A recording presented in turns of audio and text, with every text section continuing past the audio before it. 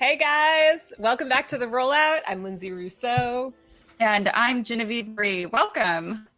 All right, so before we dive into our very exciting show today, few announcements. As always, we are brought to you by Vorpal Board, who powers everything that we do here at Fabled 42. We will be doing a raffle at the end of the show, so stay tuned for that. And we do have some announcements for some really cool upcoming events that we will also talk about later in the show. But dive into the news? Yes, let's do the news. All right, so some really cool stuff is happening with WizKids.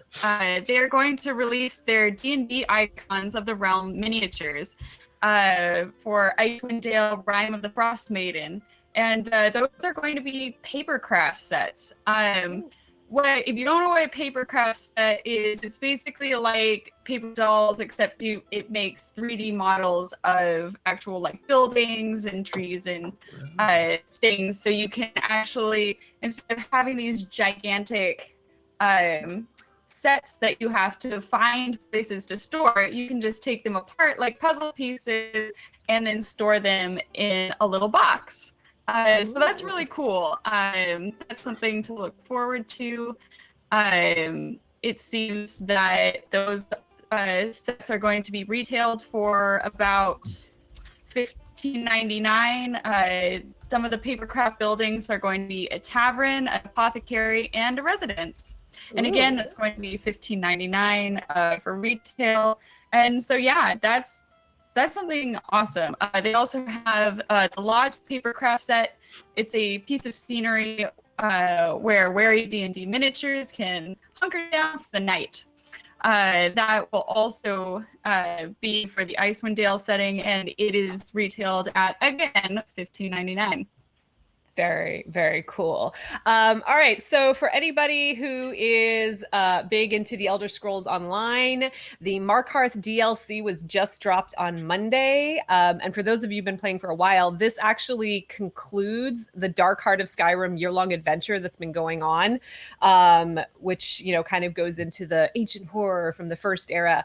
So it dropped on PC on Tuesday. It will be coming to consoles on November 10th. But they've released a whole bunch of new areas to explore, lots of new characters to interact with. You might hear some familiar voices. I'm just saying. I'm not saying, but I'm saying. So that is something we have to look forward to if you are already doing it. And yeah, I think that's all we got. But I guess we'll just keep going. So yeah. I'll carry the show. Cool. It's fine. So today's episode's really exciting. Genevieve, why don't you tell us what we got? Yes. Through. No, we're just gonna so we have an amazing show for you guys today. Today we are covering D&D first. So that is first games, first miniatures, first attempts at making terrain, first attempts at DMing, all the fun stuff which requires that ever so steep learning curve. And we have two fantastic guests for you today. Lindsay, please introduce our first guest. Yeah, so our first guest that we have is Heath Harper. Heath is an actor and writer originally from Houston, Texas. He also claims residency in many places, Middle-earth, Faerun, Albion, but, you know, is currently quite happy residing with his cat familiar in Los Angeles. So welcome, Heath. Hi, thanks for having me, folks. Glad to be here. It's a great intro. Okay. I like it. I wonder who Lindsay gave a lot of great energy, so I dug that. Wonder who wrote that. Yeah. Some Stepping up writer. notch. Don't worry about it. Our second guest for today is Thor Knai. Welcome back. We're so happy to have you back on the show.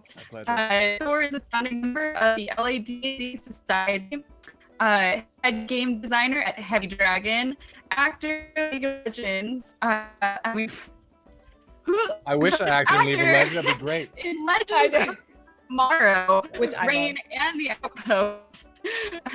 Veteran. He's a veteran from Afghanistan, 05. And you can find him on Instagram, and you can find him in the Fabled family. Hello, welcome. Thank Hi. you for being here.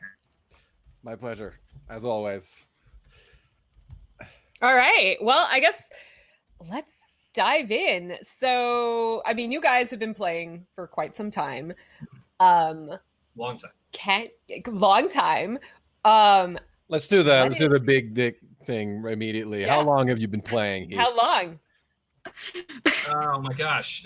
So that would be 23 years. 23 years. Nice. Very boogie nights right there. Right. Wow. I just wanted to talk about D&D here, folks. I don't know. I got inspired. D&D is not a game where that kind of talk happens. I'm kidding. It happens. Ever. Not a game. Yeah, exactly. Come on, man. We know. Untoward things are not suggested at the gaming table. Anybody who's played Yes, of one course. D&D game knows that statement's totally untrue.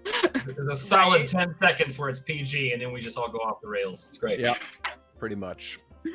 Thor, how long have you been in games? It's about the same time, same length of time. I think I started probably briefly when I was like 11, so that would be 25 years ago. But I also took a break in the middle, so I haven't played constantly that whole time. Like in my 20s, I didn't play nearly as much as I should have. So that was a Yeah. Yep. Glad But you got long time. together. Yeah, man. You know, I thought I had to be, I thought I had to be like cool and actory and like know LA people and like do actor stuff with actors, and I was wrong. Yeah. The best way to network is to do your nerdiest, deepest, darkest, like It's so cornery true. niche thing. And as soon as you just don't give a fuck and start doing that stuff, it's immediately way more effective way to like meet people in an organic manner. So it's been good for Plus, me. if I can piggyback on what you're saying there, Thor, Yeah. one of my favorite things is when you're hanging out with some really high-powered directors and artists, casting people, and somebody brings up D&D, and then it just all goes quiet. And you know there's at least like 5 gamers in the circle, and nobody wants to say a thing. It's just, well, yeah, I mean, I've heard of D&D. I mean, I played it 3rd and 3.5. Oh my God, I'm really into this 5th edition. Yeah. Friggin' nerd. Exactly. Well, you know, they always say the Go number in. one.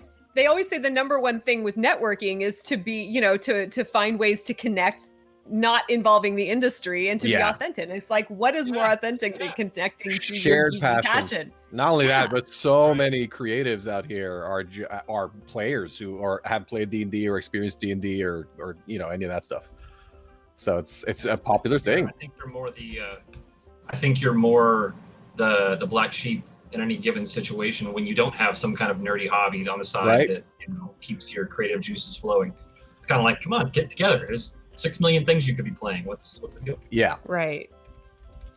So that being said, for as long as you guys have been playing, do you remember your first game? No. So the show's over. Thank you very much. Sorry, guys.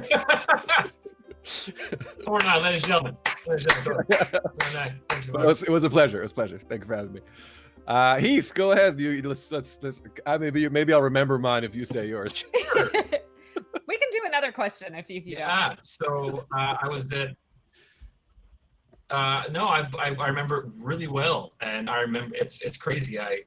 It's one of those games I truly remember like it happened a year ago, and it was 23, over 2 decades ago, and we were sitting at my friend's house. We were having a sleepover, and he just said, "Do you want to try and play D&D?"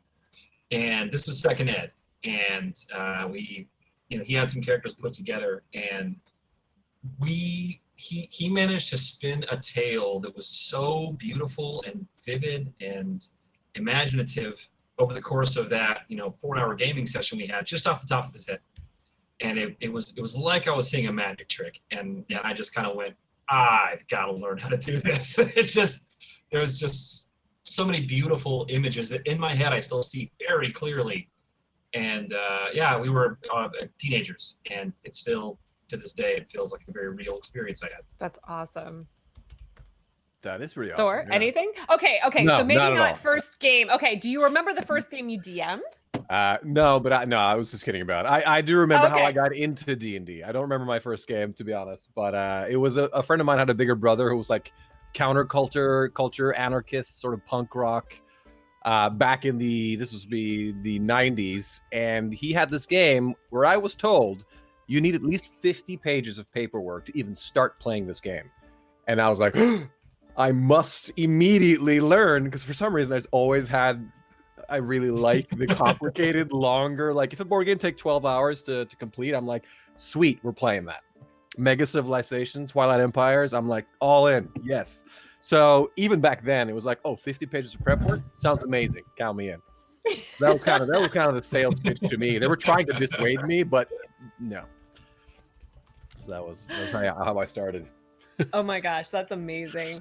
So I don't know about you guys, but like the first time I played was like way back in the day in high school, and I just kind of dabbled and then, got back into it later years. When you first got into it, I mean, did you feel like there was a stigma attached to it? Like, oh, you play D&D, you're one of those people? I didn't. I was in Norway. We didn't really have the satanic scare. I guess that never sort of hit there. So it's like, it's another game that kids played. So it's just like, cool, yeah.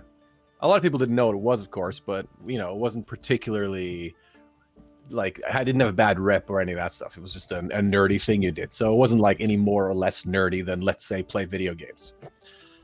So it was easy for me. Right.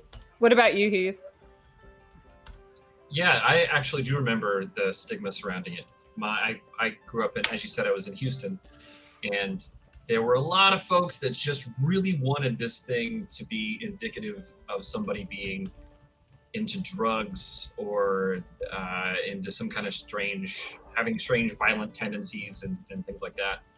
And when I got into it, the people that got me into it, I trusted implicitly. And, it became very clear to me that the stigma was just that. It had no basis in reality. And, I can think of millions of other pastimes which are, which maybe should more properly be related to dangerous or bad kids. Yeah. And it just became very clear to me that if you're going to sit me down and hand me a copy of The Hobbit or A Wrinkle in Time, this is what you get. Like, this is the inevitable. Rightly. So, it became very clear to me that anybody who had a stigma about it had never played the game and didn't understand it. Yeah. Okay, so do you have a first something that you want to share? Was there something you had prepared? Like, ooh, I have to let everybody know about this. Like a show and tell? Is that now or is that later? We do want to see certain things. I have high expectations of seeing first miniature paints. I got one of those. Maybe a first terrain, first scatter terrain, anything. I've got something. Thor, do you have something, or should I? Yeah, jump in. I'll go after you. Okay. So day one of frolicking around Faerun, like I said, was at my friend's place, and the second time we did it was about a week later, and I had ventured in bravely to buy my own set of dice, because I don't know if you remember how it always seems to go, but the first time a bunch of people came, there's always one person who's got one D20, and we're all just like sharing it and passing around. Got my own set, and I found the original D20 that I purchased when I was in high school. And I don't know if you can see, it is worn down to a friggin' nub. When I roll this thing, it just rolls. It's just gone. It's not coming back. So this little guy, I actually pulled it out of the closet for this interview, and I was waiting to hear about what we were going on, and I rolled it and I critted. So I was like, nice. Boom. So this is one of those things this is one of those things I want to keep for, forever. It has a lot of meaning to it. I've slain many an orc, and many an orc has slain me. This D20. So oh my gosh. I love that. Cool, right? That is pretty cool. Yeah. I unfortunately, I have my first terrain and a lot of the first characters and that stuff is probably back, unfortunately, in Norway. I didn't bring all of those things with me, but I did bring one thing, and I had So when I first started playing, the only minis we had were part of like other board games, and I had Heroes Quest, which was awesome back in the day. And I took the board and cut it up so that now I had a modular dungeon, so I could like lay it out however I wanted. And I used all the minis, but of course they didn't have paints on them. So my first painted mini is one of these guys right here. It's a the lighting is fantastic. It is. He has 3 colors. He's got red, green, and black. Oh, you know what? There's brown and silver here too. And it's one of the Famirs, one of the axe-wielding sort of cyclopean reptilian creatures from Hero Quest. And he is obviously, since this was painted 25 years ago. So he's been every monster maybe in D&D lore ever at some point. At least of that size. Blanket monster. Yeah, and I brought all of my like Hero Quest minis over because that was so important that I have some minis to play D&D. But yeah, that was one of my first things. That's really fun. I love it. I mean, I feel like a lot of people say in D&D, like, you have dice people and you have mini people. Do you feel like there's that dichotomy? Do you feel like you fall in one of those categories? I personally am a dice person, but that's because I am rubbish at painting or anything like that. Yeah, I kind of gave up painting after this. I'm kidding. I did some more painting, but I certainly never did like a very good job of it. So I'm a great fan of the WizKids pre-painted minis. Those are great. So then I don't have to do the work, and they're better than me, even if they were done in a factory in China. But now you've got Hero Forge too with their 3D printed and yeah, the 3D printed with color, that looks pretty cool. I'm you probably can't see it on the stream, but I was part of their Kickstarter, and this was the one I got from them. That's 3D printed. Yeah, gorgeous. Sweet. Yeah, that's awesome. My Hero Forge too, and I did not. This is actually my first mini paint. Yay! It's a tabaxi. Actually, this is not Hero Forge. This is just a regular. That looks way more impressive than mine. Yeah. I also.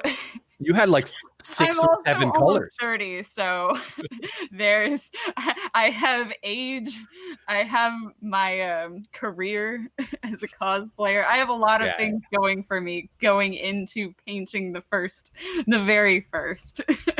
Yeah, I decided not to repaint these at any time because they're kind of hilarious with their You got it. Like the Chaos Knight are these like Christmas. They're green and red, so they look like giant Christmas trees, but with battle axes and horns. That's like going back to the finger paintings on your mom's fridge and being like, I'm gonna redo these. You can't. You can't. Yeah, exactly. So what? Okay, maybe it's not necessarily a first, but do you remember, like, you know, maybe the first time early on in your DMing, I mean, like the first big battle boss you did, or like the first epic encounter that you had or something? I guess I remember one of the things. So the first big campaign I ran was second edition, advanced second edition. There was a big campaign called Night Below, which was awesome. And one of the first things that happens in that is the players are like walking down this road somewhere in the boonies, and a caravan of just random farmers sort of drives past them. And it's, you know, in a normal D&D game, that's just part of the description of the landscape. And then suddenly these guys turn around and like attack the players.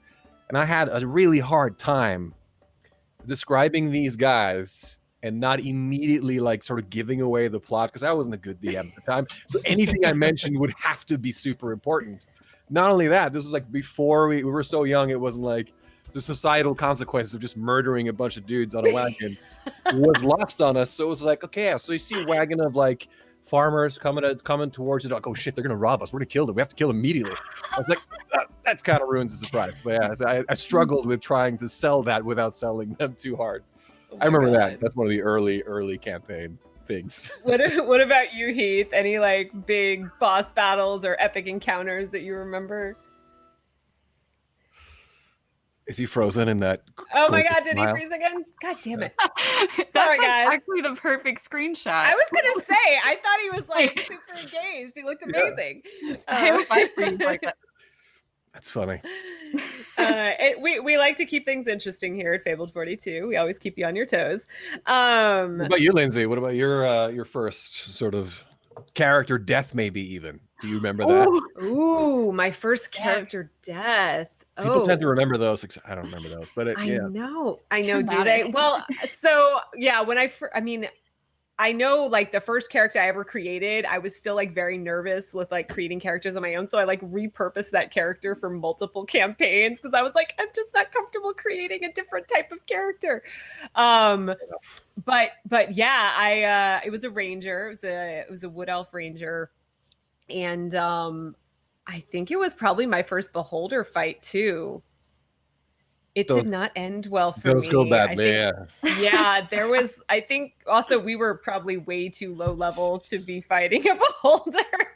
You're young, you're just flipping through the book. You're like, that's a cool monster. Let's throw that at him. Yeah, let's just do this. It seems fun.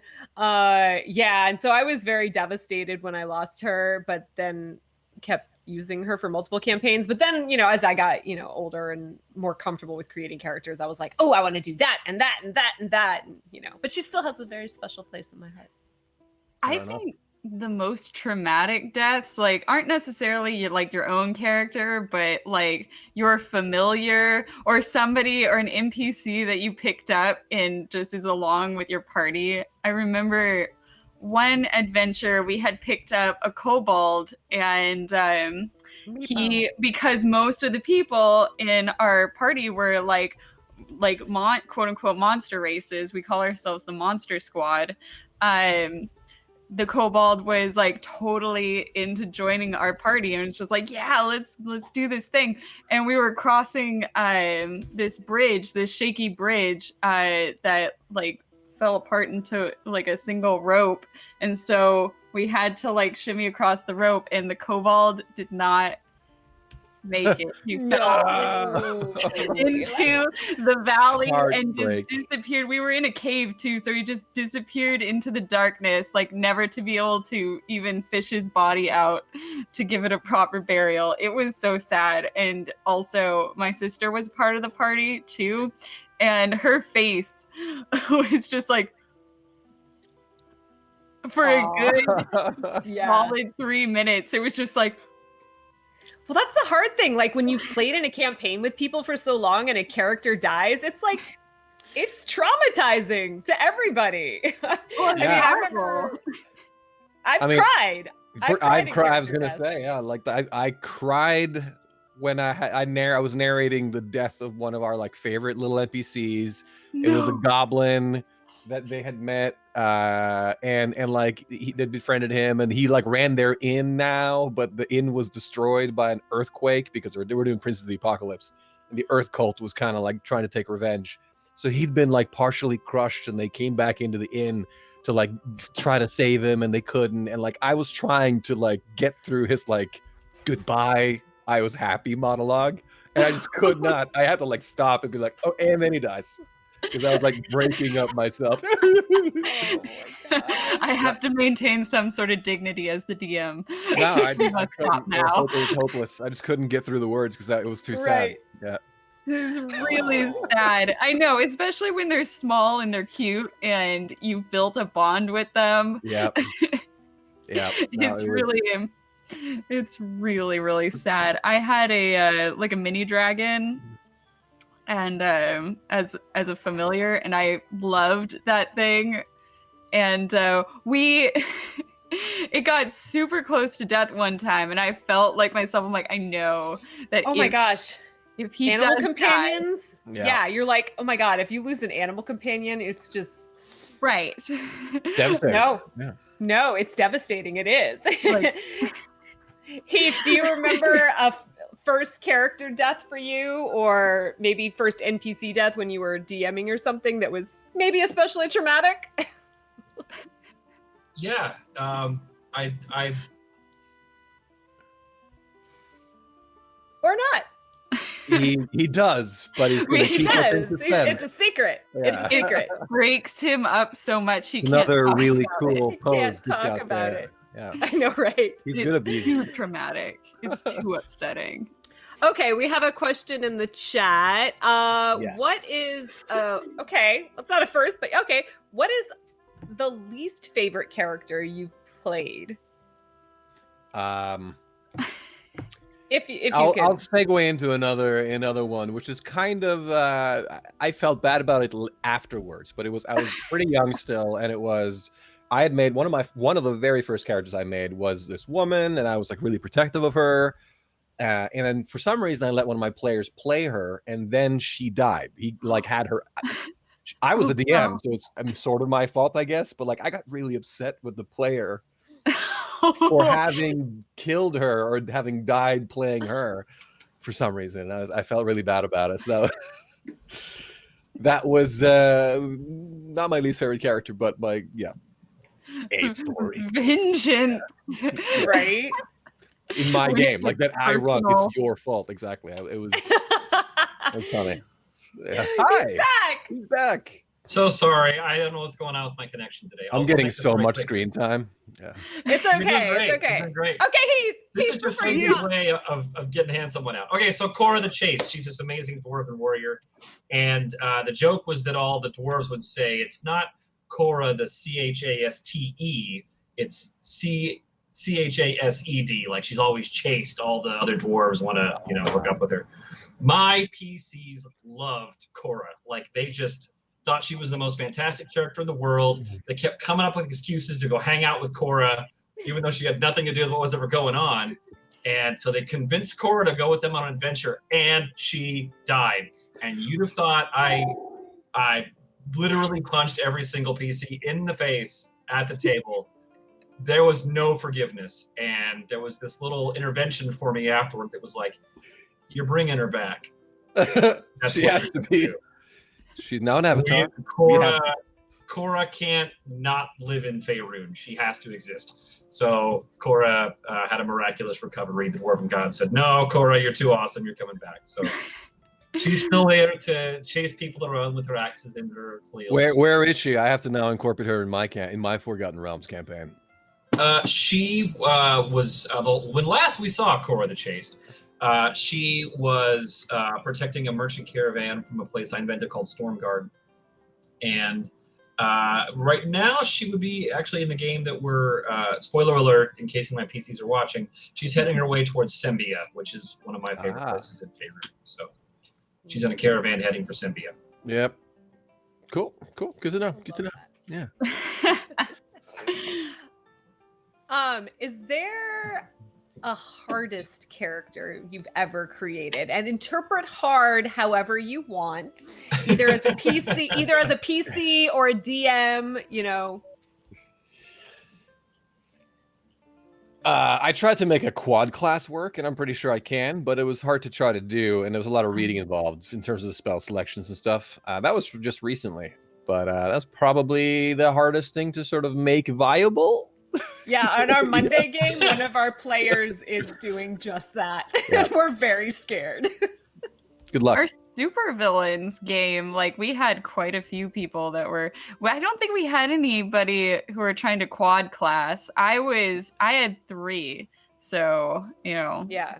But that was a big leap. Yeah, 3 is like an accepted limit. Yeah, and those were like homebrew races, our villains game. Yeah, because they were like, we want to do this, and Chris is like, okay, we'll figure it out. Heath, what about you? Deep end. Yeah, no. I will interpret hardest to keep on the board. I had my very first PC ever was a bard named Arion Elenim, and back in second ed, bards were made of melted butter. I just looked at them funny. They died. That's what happened. And to that, we also, all the other PCs have these really strong emotional connections to their characters. Nobody wanted to risk themselves ever. So it always ended up with Arion with his loot and his luck blade against the dragon. And I died twice and was eaten to death by level 9. And I was like, okay, so this needs to just be part of the character's shtick, is that he's just constantly getting eaten alive. And third ed wasn't. Oh, so he's the Sean Bean. He's the Sean Bean of the D&D world. There you go. That's exactly who he is. It's like, oh, Arion has a quest for us. 3, 2, 1. Oh, he's dead. Okay, so so I actually resurrected him again, and he is now living in 5th Ed as an NPC. I retired him though because I didn't want him to die anymore. So I decided the character like buys a vineyard near Waterdeep, and that is what he does. And when the Black Staff tells him, "You have to go out and do something," he goes, "Nope," and drinks his wine, and that's what Arion is. I like it. I love that. Yep. Dare we ask, do you have a preferred edition since you guys have played in several now? I mean, I have strong feelings about it, so go ahead. I had a feeling you might. I really loved personally, like, again, back to the whole, you need 50 sheets of paper to just start the character. Great, I'm in. So the second edition will always have that special spot in my heart because it had all the players option and all these different ways to run combat, and you could just completely build the race and the class with a character point system. And then like there was a spell point system for how you like did your spell slots and all the back. That stuff was great for me, but I also realized that that's not very easy to get into. So like my favorite edition in terms of what I would now play if I had the chance is 5th because it's so easy to get into. It harpens back a little bit to 2nd. It takes like some of my favorite parts of the other editions and makes a good, nice, easy version of it. And I just supplement with whatever else I like from 2nd edition. Yeah. Yeah, for me, 2nd Ed was it was a lot of fun. It was, just the word Thaco just brings up so many emotions in people. You just say Thaco and everyone's like, God, Thaco is noxious, or they're like, Thaco is the way. And so I like 3rd Ed, but for me, when 3.5 specifically happened, I remember just walking into the bookstore, Barnes & Noble bookstore in the mall. That's how old I am. And being in the gamers section and just being overwhelmed with the library amount of textbooks there were, depending on what you wanted to pull from. And I mean, if you were like, yeah, well, my character is from this one swamp near, the Shard, it's like, well, there's 3 books on that, and you can pull from so much info. Yeah. And I remember the what I always called the Faerun book, which was the Player's Guide to Faerun for 3.5, was just a beautiful piece of work. Todd Lockwood's art, which just changed everything for me and made everything just so beautiful. That was also the era that Paul S. Kemp's novels were coming out, and they were really dark and weird and psychological, and really changed the face of the game for me. So I gotta say it's 3.0 to 3.5. But like Thor right now, if we were all gonna game, I'd say let's do 5th Ed. Streamline. Right. Let's roll and dice, Yeah, Well, it's and then, open enough that you just add whatever you want. It's nice. Well, that's the thing. And now with D&D Beyond. How are you? Yeah. Well, and with D&D Beyond, it's so easy. And then, well, that brings up a good question. Create whatever you want. What about homebrew races or any sort of homebrew thing that you have created? First homebrew, basically. Maybe first homebrew, yeah. Either a race or No, a he's world. got to have a homebrew. I feel like that's all I do. I feel like Well, that's what I was gonna say. That's like all we do here. Everyone asks me about Faerun, Yeah. and I'm like, and Waterdeep. I'm like, I don't actually play in that world very often. I gotta say, I think once again, it's the Elven Bard Arion. So I wanted to play this guy who, I was a teenager when I invented him. So he was this bard who really struggled to like put on a happy face, and he loved music, and he loved music, he loved love, he loved wine, but he was a very angry person. And the spell list for 2nd Ed bards was very, very specific. And I was like, I think this is the kind of guy who's, he wants to learn to, play the lute better than anybody in Faerun ever has, but he also wants to fry you with a lightning bolt. And he was a very aggressive character for a bard, probably why he died so much. And I ended up homebrewing him in 3rd Ed and gave him abilities that bards didn't have, and took away others as well, so that can kind of reflect his very volatile, angry nature. And he ended up kind of being sort of a storm cleric / bard for a while. Interesting. First Very homebrew, cool. yeah. Storm cleric bard, I'm here for it. That's just a metal singer now. That's pretty metal. Yeah. It's pretty Yeah. metal. Yeah. Look at the trees and now die. He was a character from Metalocalypse before Ooh. Metalocalypse was a thing. Yep, sounds like it. Yeah. What about you, Thor? I randomly picked up the boxed set of the Forgotten Realms back in the day when you had all the different options. So I've been playing Forgotten Realms ever since. Although that was random at the time because I knew nothing of any of them. But all of my sort of homebrew has just been mostly set in Faerun, and then you just homebrew like additional stuff to fit your game. Or if you're running Night Below, for instance, that was like it was actually Greyhawk, I think, which I didn't have, so I just made it one of the sort of valleys in the Dale lands with Shadowdale and all the Elminster stuff was part of it, of course. So I always just sort of jumped them on top of everyone else's really good work, and then pretended some of that was mine. As any good person should do. You're like, this is totally my Otherwise idea. known as writing.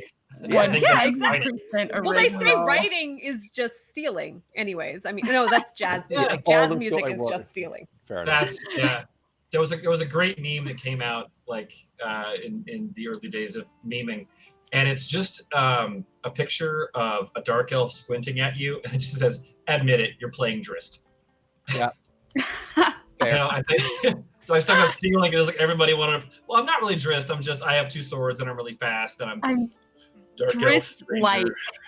Yeah, I did that. I was Yeah, risen exactly. in Just just light. in Baldur's I like Gate 3 that. like now. Yeah, I caught myself in Baldur's Gate 3 just now with my girlfriend. She's playing something, and I was just messing around, and it turned all of a sudden I am a dual wielding Drow Ranger. Yeah. It's like, oh, oops, I guess I'm drizzed. That's the true dark side.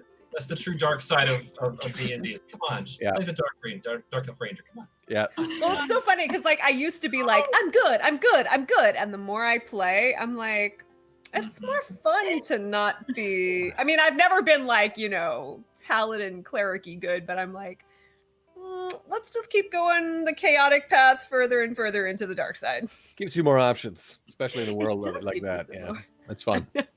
There's something exciting about having a PC whose solution to every problem is like, we could just burn it down. Yeah. Yes. We don't need to talk to the NPCs. We could just burn it down. Vampires burn. They're all going to burn. It's Yeah. fine. We have to find the chalice. Yeah, the chalice is not going to burn though. Yeah, Right. Sure, they don't survive. And we're back at the tavern. And then you as the DM are just like, shit. We have the home game I used to play in pre-COVID. We had a sorcerer in the group, and that was her answer to everything. Like, she was just on evil. She's like, fireball, just fireball. Oh, and I'm gonna mind control you, and you are now my slave. Okay. Classic. Okay, so that sounds familiar. That's Steve for all of our games. So it's just like, and I burned it down, Doing it too. and I shot him, I can see the look on his face. And Yeah. that's on fire. and I stab him, and it's like, and I'm like, what is your alignment again? I feel like it's not. It's flexible. It's flexible. Right, exactly. I do like to play the more like morally ambiguous characters. Yeah.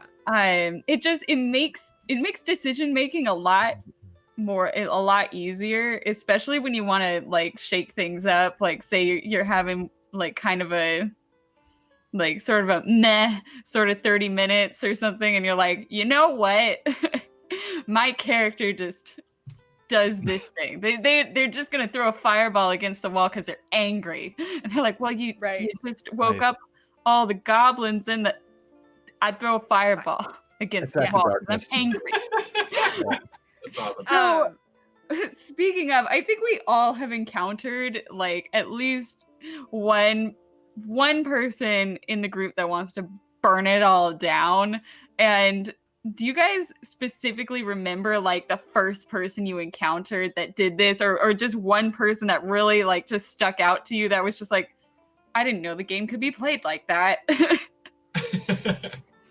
I totally did. I absolutely remember that. I was DMing a session in Calimport, and it was very, very, very heavy intrigue, lots of spies and who's going to betray who.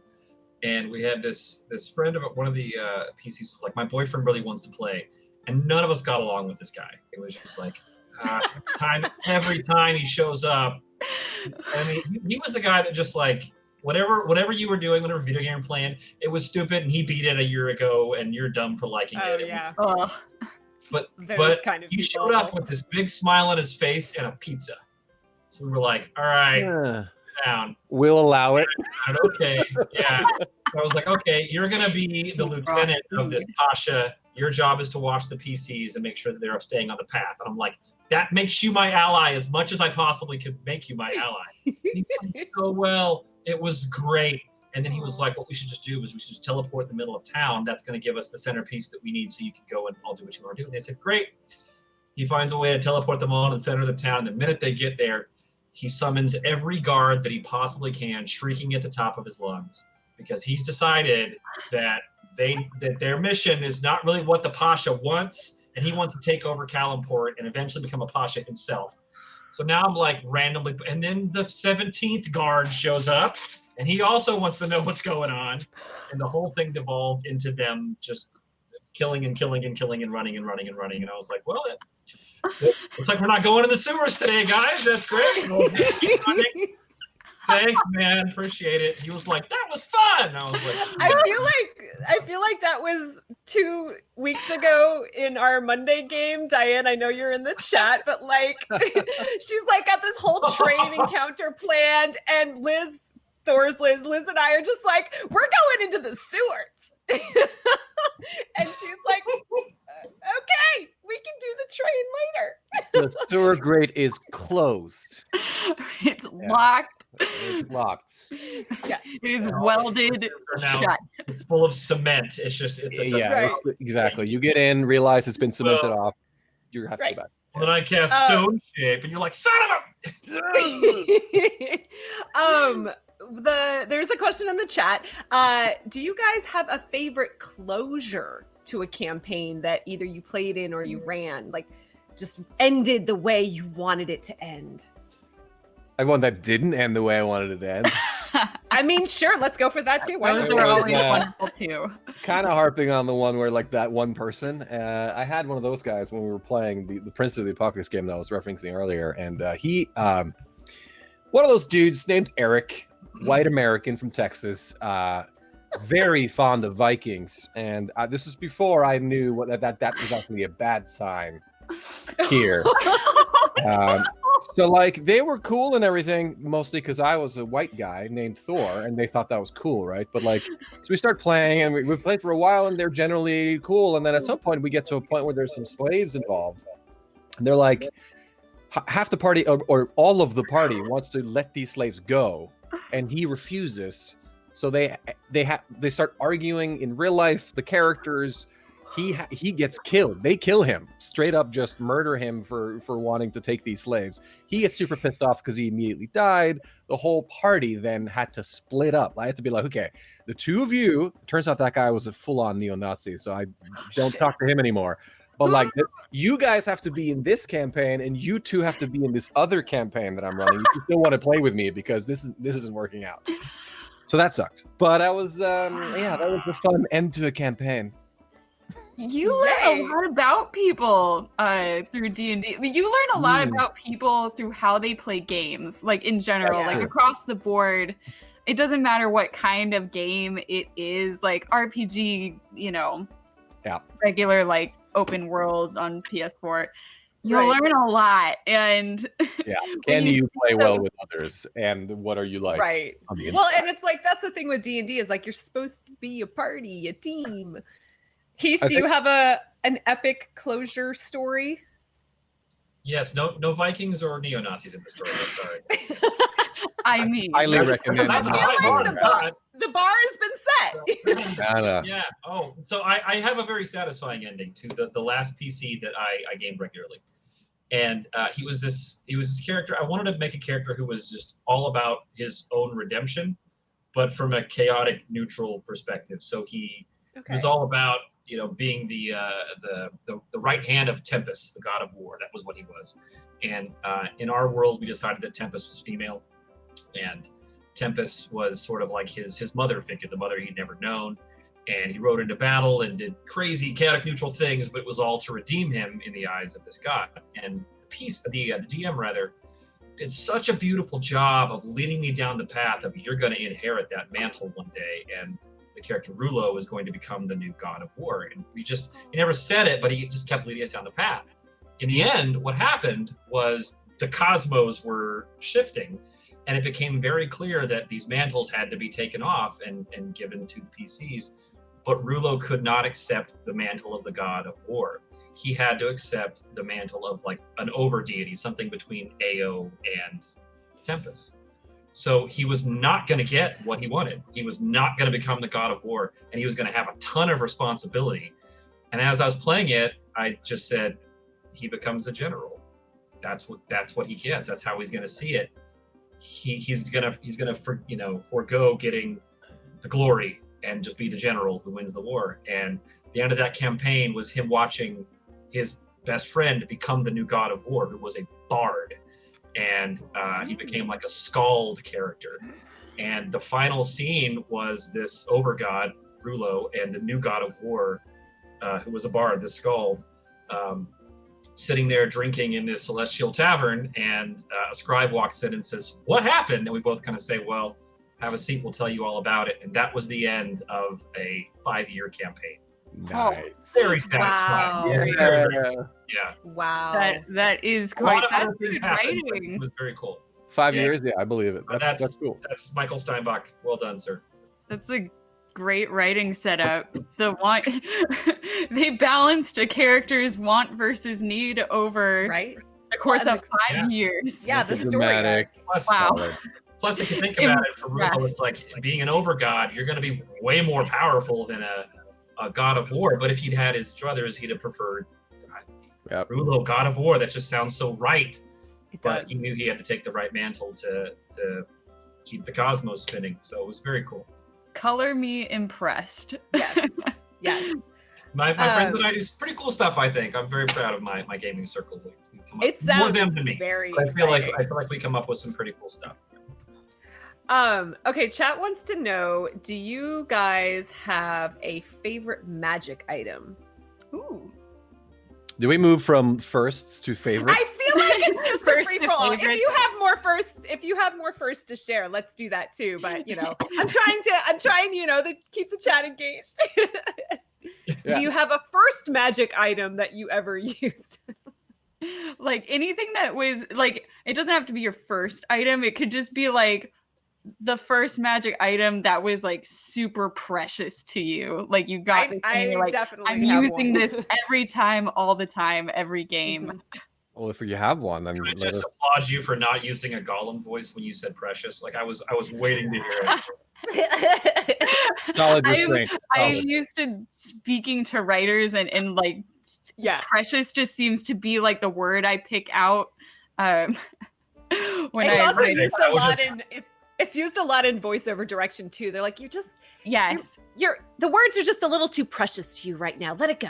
Let it go. Yeah. It's But what I was jargon. waiting for It's- was precious. I wanted to hear that. There you but go. it didn't happen. See, you just did it. So there we go.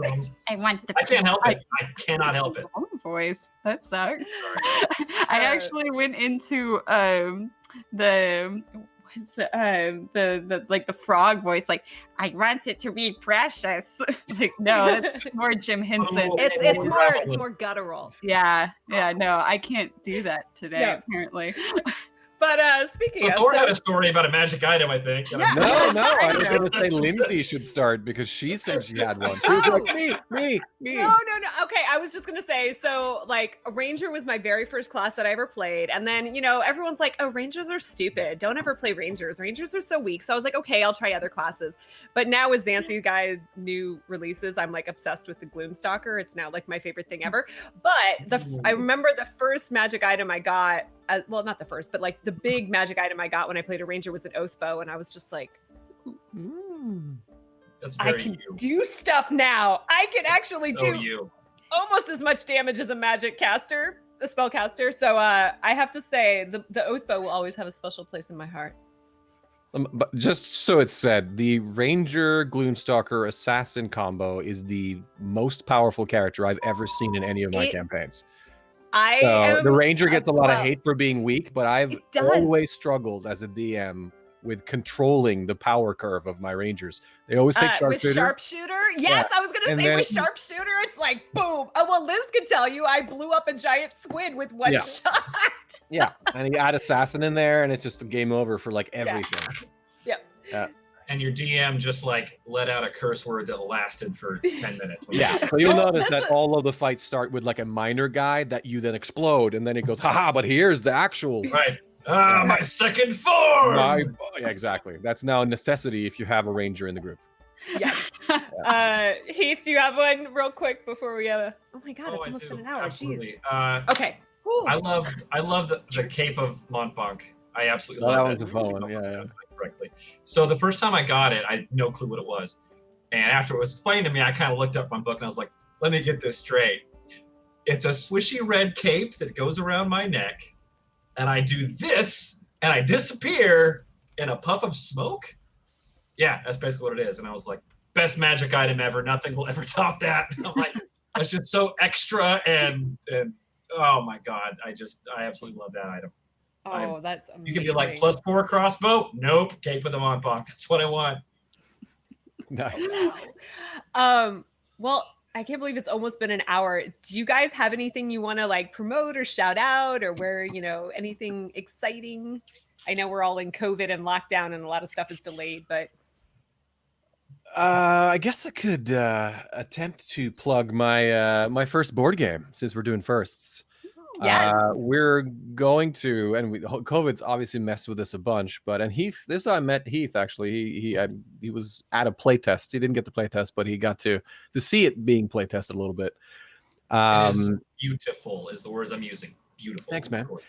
So there's been some, so we're working on some changes and stuff because Wizards has had some changes and stuff. But yeah, we're doing a board game with WizKids. It's going to be D&D, like an official license, and it's going to be a fun concept. And we're sort of going a little more card based with it. And yeah, so that's my first board game that I'm going to make. Have you ever made any games, Heath? Because I used to love making games as a kid. I did actually. Yeah. A friend of mine and I, when I was 12 years old, this is my second pizza story. We cut off the bottom of a pizza box, flipped it over, turned it into a chessboard basically, and then created dozens and dozens of monsters on index cards. And nice. Like created our own little game where you had to go from one side of the corner of the board to the other side and randomly roll dice and see if you had to pull. It was kind of like Key to the Kingdom, if you ever played that game. Where you just have to draw. Oh, I got a monster. It's a great game. But it was so much fun, and we were 12 and thought we were going to be millionaires. I do have something to plug if I can throw. Yeah, it. please. So this year, I had the pleasure of premiering Hell's Bells, my Dresden Files fan film on YouTube, and it's done very well. It's gotten into some film festivals. We're all very proud of it. Yay. So if you could take a look, it shows Harry Dresden, if you're familiar with the character, dealing with lots of different monsters throughout his career, including an amazing performance. I played Harry. We got this kid to play me as like a 10-year-old, and I am a very overeducated actor. I've worked with some amazing teachers. This 10-year-old actor came in and schooled me for hours. He was just so real and beautiful. It was an amazing performance. So if you get a chance, Hell's Bells over on my YouTube channel. Yeah, I'll check that out. I think I saw you post something about it. I didn't realize it was your thing, so I'm definitely gonna look at it. Yeah. Okay, well that Cool. is now in the chat. Okay, well, oh my gosh, thank you guys so much for joining us. I know we could talk for another 2-3 hours, but About ourselves? Yeah, I'm sure we're I know, good. right? Oh okay, no! so Easy. we thing. lost him. Okay, so Oh, real there he quick is. before we go, so we have a really exciting thing coming up on November 20th. Because we love doing stuff like this. The Fabled 42 producer and manager team are going to be doing a 12-hour stream to try and raise money for the stream. So we can bring you guys, better, more vibrant content. We don't have dropout things. So we will be playing from 3:30 a.m. until 3:30 p.m. Why those hours, you say? Because we already have a scheduled show at 6:30 p.m., which I will also be playing. So that's gonna be a fun day. So Solid. please check out our Ko-Fi menu below and our Twitch menu below. We are doing pregame player buffs. So if you donate, you can donate healing potions, spell scrolls, magic items, things like that, and just say who it's for. And we'll of course be posting more information as we get closer, to the event. And if you want to know more about it, come back, of course, in 30 minutes for Realms of Vucador. Chris is going to talk more about what we are doing with that. And then Genevieve, we also have a giveaway. We do have a giveaway. As always, what is our giveaway? It's a game. Yeah, it's a game. It's always a game. And what are we putting in the chat? What's our... The code is firsts. It's okay. I just texted you. There it is. Type first in the chat. Please put first in the chat. Lindsay, you should also do something where people can Postmates you coffee for that long day that you have. Well, it's not but yeah. Just drop me healing potions and Postmate me coffee. I know, right? I'll be fine. It's fine. I'm not worried. No, well, of course, Chris is going to have to, be running the streams and DMing these the whole time. So, I'm more worried props about to Chris. Yeah. I know, right? Yeah.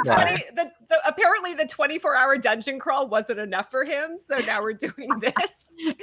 But no, seriously, guys. We love you as viewers. You guys are amazing. And thank you for always supporting us. And we have a great community here. And I know we don't like asking for money here at Fabled 42, but, we do need to upgrade our equipment and so forth so we can continue bringing you amazing content. So you need to see if you can get some sponsors in there too, because I'm sure they would love to. I wouldn't know. I'm open to talking with you, Thor, about that. Oh, I wasn't necessarily referring to me. I wasn't volunteering. No, but all of the streamers I watch, get stuff sent to them all the time, just because you guys are plugging it all the time, right? So it's well, of course, we do have Vorpal Board. We have Griffin Co., who is amazing, sends us all of our, 3D printed terrain and everything. But yeah, definitely. But computers are needed to run things on Twitch, and lights and microphones, and True. I would definitely reach out to D&D brands and be like, hey, throw us some money and we'll plug your stuff all the time. Exactly. Awesome. Well, thank you guys again. It's been a pleasure talking with you all and hearing your stories. We loved it. So next week, Genevieve. Next week we have an awesome show for you. We have things planned. I know we say this every week, but we have something very special in the works for you. It's just getting everybody's puzzle pieces and schedules just to kind of mesh and mix. But it is a good November theme. It's wonderful for the up and coming holidays. So hopefully that will be next week. If not, we'll have something else that's also just as we've got amazing. Lots planned. Yes, just know when we say we have amazing things planned, we're not just throwing that out there lightly. We do. I love it. We may have an amazing thing, or maybe not. Or maybe not. Just join us anyway. So of course, make sure you come back in 30 minutes, bathroom break, food break. And remember, the next episode of the Realms of Vucador is at 6:30. Chris will announce the raffle winner. And thanks for joining, guys. Yes, thank you. That was amazing. May the crits come handy, everybody. Yes, it's a good one.